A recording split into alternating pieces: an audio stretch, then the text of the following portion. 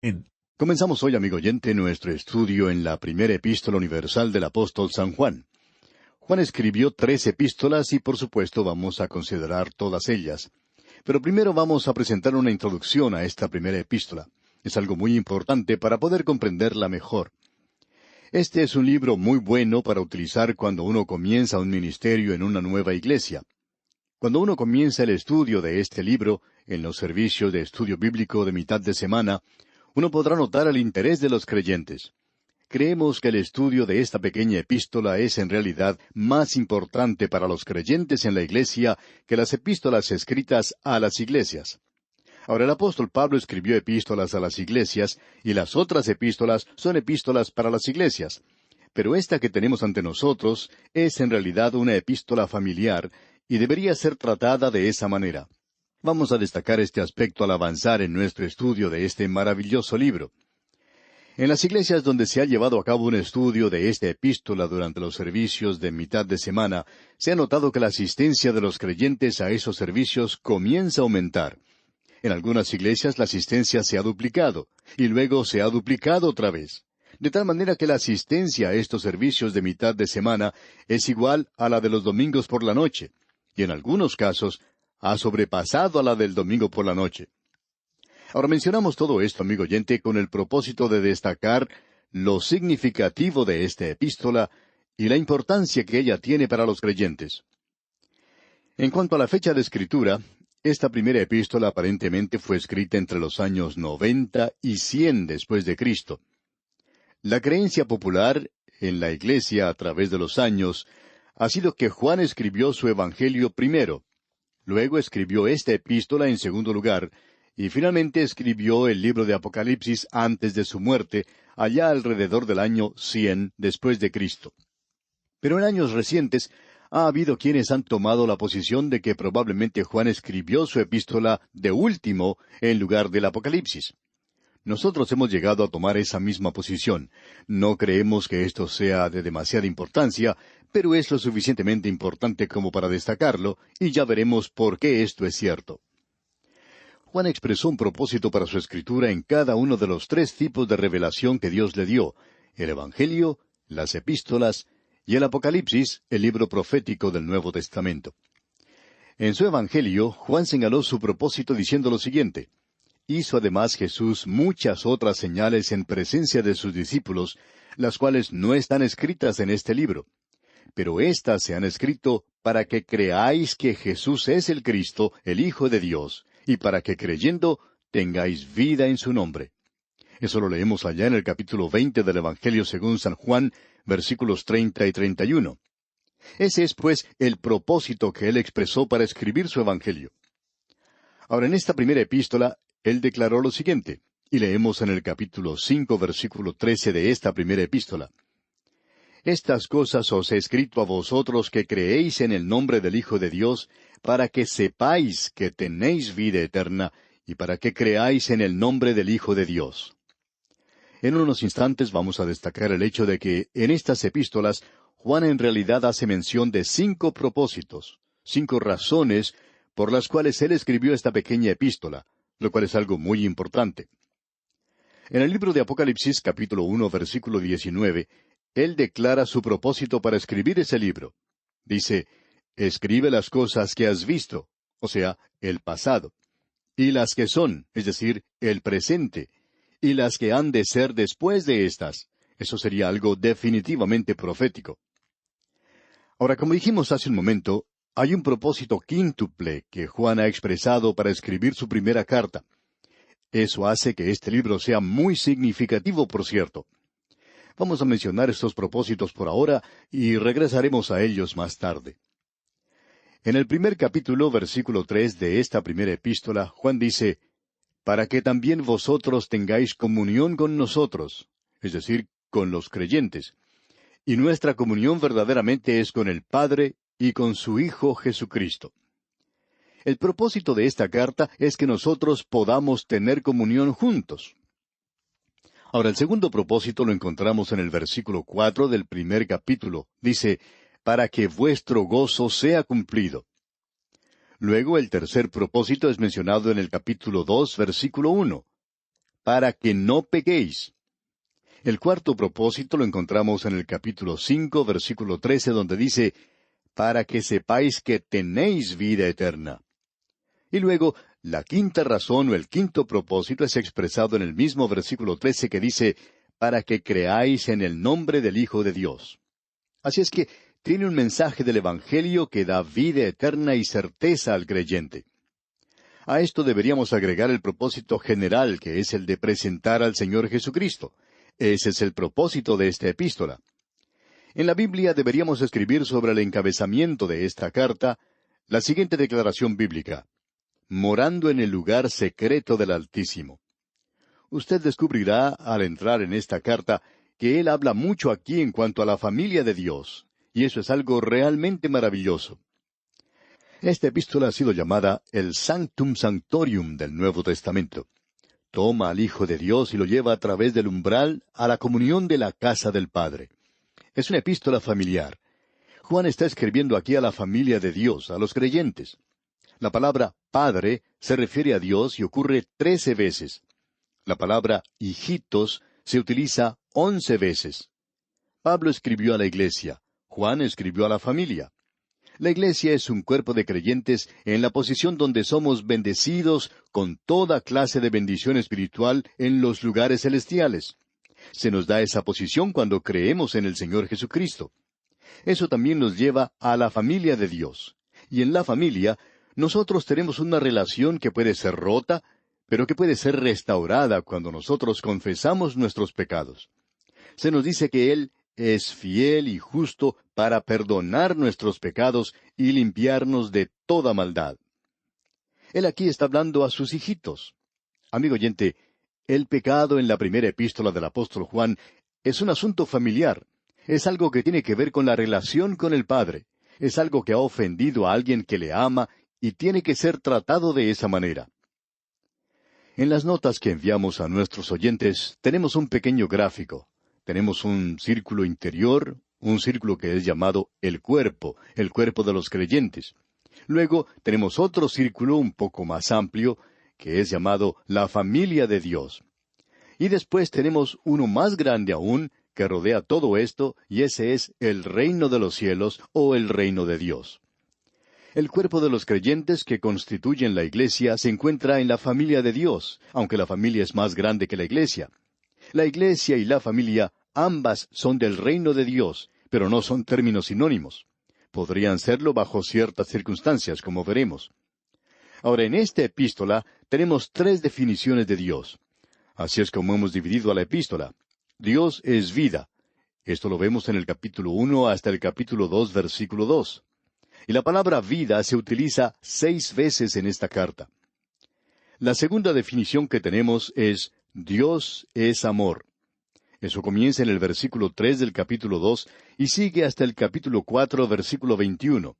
Y la palabra amor se utiliza 33 veces en esta epístola. Luego, la tercera definición de Dios es luz. Eso lo vemos en el capítulo 5. Y esa palabra o expresión es utilizada 15 veces en esta carta. La palabra comunión se utiliza 4 veces y la palabra conocer o saber, y ya vimos cómo era enfatizado eso allá en la segunda epístola del apóstol Pedro. Esta palabra, pues, es utilizada 38 veces en esta primera epístola del apóstol Juan. Juan escribió esto para enfrentarse a la primera herejía que había entrado a la iglesia. Era un gnosticismo que se jactaba de un conocimiento superior. Aceptaba la deidad de Jesucristo, pero negaba su humanidad. Juan nos da el verdadero conocimiento de Dios.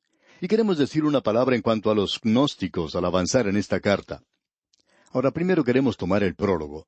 Lo tenemos en los primeros 4 versículos. Lo hemos dividido de la siguiente manera. En los primeros 2 versículos tenemos un prólogo. Y luego tenemos cómo los hijitos pueden tener comunión con Dios. Eso comienza con el versículo 3 y continúa hasta el capítulo 2, versículo 2. Luego vamos a tratar con esto en base al bosquejo que hemos dado, pero debemos considerar primero los 4 primeros versículos, que son algo así como una disertación antepuesta al cuerpo de este libro. Ahora, en el versículo 1 del primer capítulo de esta epístola dice Juan, lo que era desde el principio, lo que hemos oído, lo que hemos visto con nuestros ojos, lo que hemos contemplado y palparon nuestras manos, tocante al verbo de vida. Juan está diciendo aquí lo que era desde el principio. Ahora, ¿de qué principio está hablando Juan? Bueno, en las Escrituras tenemos tres principios. Dos de ellos son bien conocidos para nosotros. Uno se encuentra ya en el capítulo 1 de Génesis, versículo 1. Dice, «En el principio creó Dios los cielos y la tierra». Ese es un principio que no tiene fecha. No sabemos cuándo ocurrió eso, ni siquiera tenemos la más mínima idea. Y si uno pudiera leer todos los libros que se han escrito en cuanto a lo que dice Génesis, capítulo 1, versículo 1, y a todo el capítulo 1 de Génesis, creemos que los podríamos apilar hasta el techo de la habitación, y ni aun así podríamos comprender realmente lo que se enseña allí, ya que ninguno de los escritores de esos libros tienen una idea de cómo comenzó esto que se menciona allí en Génesis capítulo 1, versículo 1. Hay algunos creyentes científicos que toman el punto de vista que ellos llaman el punto de vista de la nueva tierra. Es decir, que usted y yo estamos viviendo actualmente en una tierra que no es tan antigua como se dice que puede ser. Hace algunos años atrás se afirmaba que la tierra era de unos cientos miles de años. Algunos decían que eran unos 300,000 años, otros 600,000 y otros hasta 700,000 años. Luego comenzaron a hablar en términos de millones de años. Más adelante se decía que eran 1,000,000,000 de años, y luego que 2,000,000,000, y se sigue aumentando esto, y la Tierra ha envejecido muy pronto, por cierto, mucho más rápido de lo que hemos envejecido nosotros. Ahora se dice que la Tierra puede tener unos 2,500,000 años. Y quién sabe si seguirán aumentando esta cantidad hasta llegar a los 1,000,000,000 otra vez. Esa es una dirección. Ahora hay otros que se están dirigiendo en la dirección opuesta. Esta gente quiere hacer un mundo un poco más nuevo. Amigo oyente, Génesis capítulo 1, versículo 1, podría entrar en cualquiera de estas dos opiniones, ya que no tiene ninguna fecha. Sencillamente expresa el hecho de que en el principio Dios creó los cielos y la tierra. Y hasta cuando usted esté listo a tomar este versículo y colocarlo al principio mismo de la Biblia y aceptarlo, amigo oyente, usted no está preparado para leer mucho más en la palabra de Dios, porque todo lo que sigue se basa en eso. ¿Creó Dios este universo o fue un acontecimiento fortuito? Es algo ridículo pensar que esto sencillamente sucedió, que así nomás llegó a existir este universo. Es como hemos dicho en un programa anterior, que es tan ridículo como pensar que un diccionario llegue a existir porque hubo una explosión en una imprenta. No fue así como sucedió, amigo oyente. Detrás de este universo hay una inteligencia superior. En cuanto a la fecha, no la conocemos. Eso no lo sabemos, amigo oyente, y aquí estamos tratando con un Dios de eternidad. Si a usted le hacen falta unos cuantos miles de millones de años para colocar esto en algún esquema o trama de interpretación, bueno, entonces aquí los tiene, porque estamos tratando con un Dios eterno, y Dios tiene la eternidad detrás de él. No sabemos lo que Él estuvo haciendo antes de haber creado los cielos y la tierra, pero Él estuvo haciendo algo, estamos seguros de eso. Y luego la tierra y el resto del universo llegaron a existir.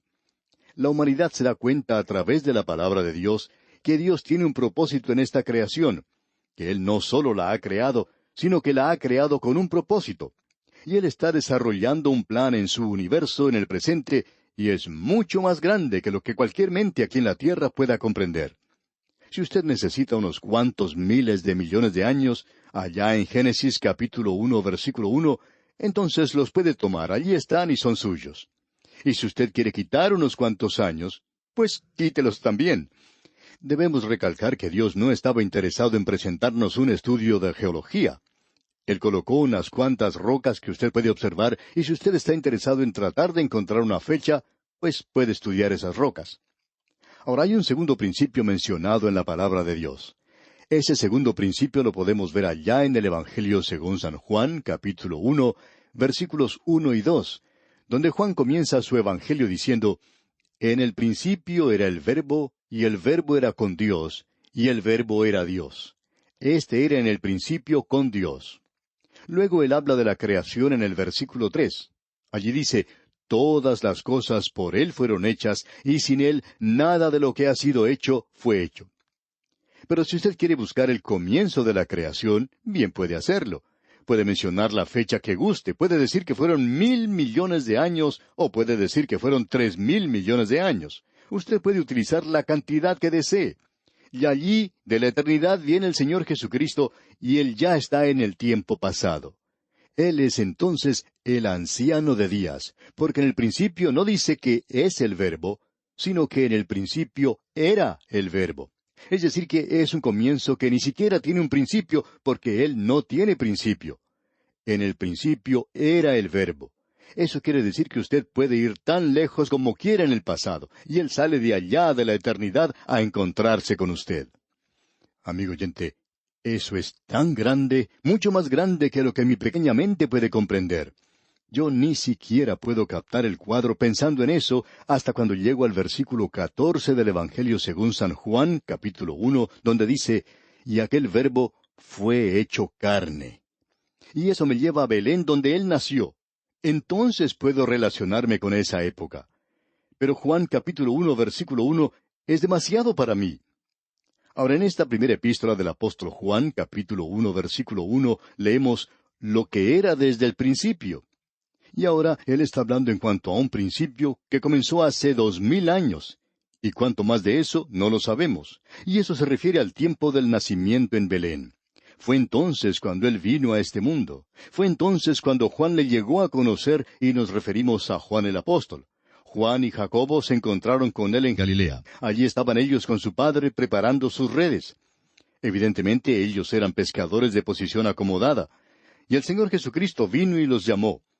Y luego Juan dice, permítame decirle que nosotros le escuchamos a Él. Y en efecto, Él menciona aquí 4 cosas. Él dice, lo que era desde el principio, lo que hemos oído, es decir, por el sentido del oído. Lo que hemos visto con nuestros ojos, o sea que era un testigo presencial, algo que había visto con sus propios ojos. Y la mayoría de nosotros nos enteramos de esto sencillamente por el oído. Pero Juan dice, nosotros le hemos oído, le hemos visto. Y luego dice, lo que hemos contemplado. Él utiliza esta palabra aquí que expresa contemplar. Proviene de la palabra theasón. De allí proviene la palabra teatro. Y nos indica mirar fijamente, contemplar. Eso es lo que quiere decir cuando expresa contemplamos su gloria, gloria como del unigénito del Padre. Alguien ha dicho, la mirada salva, pero la contemplación santifica. Juan dice que por 3 años ellos le contemplaron. Fue Juan quien escribió, y como Moisés levantó la serpiente en el desierto, y la gente tenía que mirar a esa serpiente. Y Juan está diciendo aquí, el Señor Jesucristo dijo, así es necesario que el Hijo del Hombre sea levantado, para que todo aquel que en Él cree no se pierda, mas tenga vida eterna. Una mirada de salvación. Y si usted, amigo oyente, va a conocerle a Él, entonces usted tiene que contemplarle. Y eso es lo que santifica. Luego Juan dice, y palparon nuestras manos. Eso quiere decir que ellos le tocaron. Y él dice, tocante al verbo de vida. Él va a identificar al verbo de vida. Y eso lo veremos Dios mediante en nuestro próximo programa. Por hoy tenemos que dejar esto hasta aquí porque esta introducción es algo realmente tremendo. Esto nos entusiasma mucho y nuestras mentes pueden salir de esta pequeña tierra hacia la eternidad. Y eso sucede cuando comenzamos a observar esta introducción. Dejamos pues aquí por hoy. Mientras tanto, le sugerimos leer este maravilloso primer capítulo de la primera epístola del apóstol Juan para estar familiarizado con su contenido. Es nuestra oración que el Señor derrame sobre usted sus incontables bendiciones.